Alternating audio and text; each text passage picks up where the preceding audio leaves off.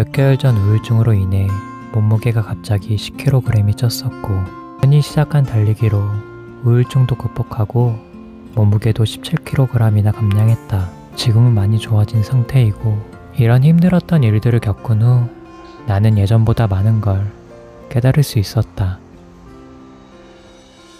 두 개의 기둥 위에 이처럼 구김없는 종이를 올려놓고 그 종이 위에 무거운 물건을 올려놓으면 구김없는 종이는 버티지 못하고 무너져 버린다. 하지만 울퉁불퉁하게 구겨진 종이를 기둥 위에 올려놓고 무거운 물건을 위에 올려놓으면 구겨진 종이는 그 무게를 견뎌낸다. 힘들었던 일들은 내게 구김이 되었고, 그 순간을 극복할 수 있었던 방법 중 하나가 달리기였다. 두 다리와 달리겠다는 의지만 있다면 어디서든 달릴 수 있었고, 내가 경험한 달리기는 마치 내가 살아온, 그리고 앞으로 살아갈 인생과 비슷해 보였다. 누구나 달리기를 처음 시작할 땐 아무도 달리는 방법을 알려주지 않기 때문에 서툴고 힘든 건 당연했다. 하지만 대부분의 사람들은 처음부터 더 빠르게, 더 멀리 달리는 것에만 집중한다. 나 또한 그랬기 때문에 달리기를 시작하고 얼마 지나지 않아 다리를 다쳤다. 내가 다리를 다친 이유는 더 빠르게 달리기 위해 보폭을 늘렸다가 발목에 무리가 갔기 때문이다. 공원에서 달리기를 하다 보면 자꾸 주변 사람들과 비교하게 되고 결국 내 페이스를 잃게 된다. 하지만 다리를 다친 후부턴 다른 사람들과 비교하지 않고 나에게만 집중했다.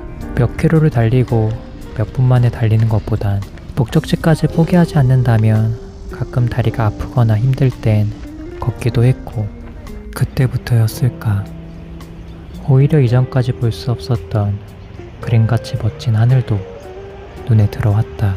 달리기를 할 때면 너무 지쳐서 숨이 턱 밑까지 차오를 때가 있다. 너무 힘들고 지쳐서 금방이라도 포기하고 싶지만 정말 신기하게도 그 순간만 참고 견디면 금방이라도 넘어갈 것 같던 호흡이 거짓말같이 안정되고 계속 달릴 수 있다. 목적지에 도착할 때까지 이런 몇 번의 고비가 더 찾아오고, 그런 고비들을 넘기고 나면 도착했을 땐 지겨울만큼 편안하게 쉴 수 있다.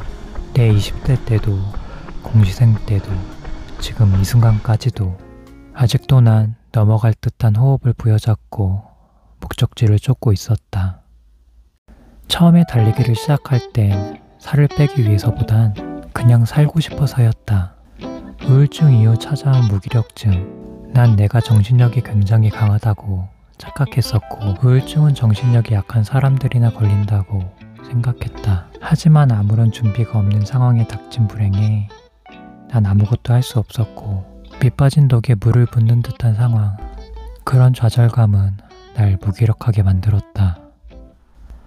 달리기로 살이 어느 정도 빠지면서 자신감이 생겼고, 그때부터 본격적으로 살을 빼기로 결심했다. 마음을 먹고 내가 가장 먼저 한 일은 아침을 먹는 일이다. 그 이유는 아침을 먹지 않으면 점심에 폭식을 하기 때문에 바나나와 두유로 아침을 꼭 먹었다. 내가 두 번째로 한 일은 최대한 물을 많이 마시는 일이다. 하루에 740ml 컵으로 5번 정도 마셨다.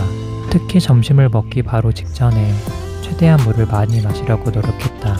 그래야 배가 불러 점심을 조금이라도 적게 먹을 수 있었다. 나는 평소에 인간관계를 믿지 않는다. 하지만 얼마 전, 10년 전 아버지와 함께 일했던 아저씨께 연락이 왔고, 아버지는 3년 만에 다시 일을 할 수 있게 되셨다. 조금은 마음이 편하게 집을 나올 준비를 할 수 있었다. 점심은 급식을 먹었다. 학교 급식은 정말 맛있었다. 중학교 급식은 300원이 올라 한 끼에 5,700원이다.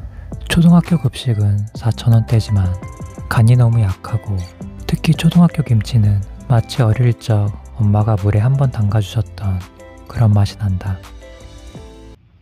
사실 내가 비혼을 결심했다고 외로움을 못 느끼는 건 아니다. 하지만 그 외로움 때문에 누군가를 만난다면 외롭지 않을 때는 그 사람이 귀찮게 여겨질 테고, 어떤 필요에 의해서 누군가를 만난다면 그 관계는 오래도록 지속되지 못하고 결국 두 사람 다 불행해질 수 있기 때문에 누군가를 만난다는 것이 신중할 수밖에 없다. 살을 빼기 위한 세 번째는 밥그릇을 바꾸는 일이었다.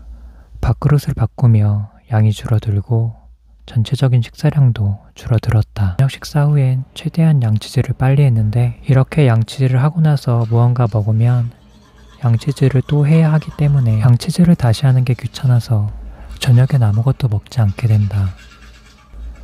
누군가는 대나무의 삶이 두꺼워지는 삶이 아니라 단단해지는 삶이라고 말한다. 대나무는 죽순이 나와서 50일 안에 다 자라버리고 더 이상 자라지도 두꺼워지지도 않는다. 대나무는 나이테가 없기 때문에 세월을 기록하지도 흔적을 남기지도 않는다. 다만 단단해지고 단단해질 뿐이다. 아픔도 고통도 남기지 않고 단단해지는 대나무가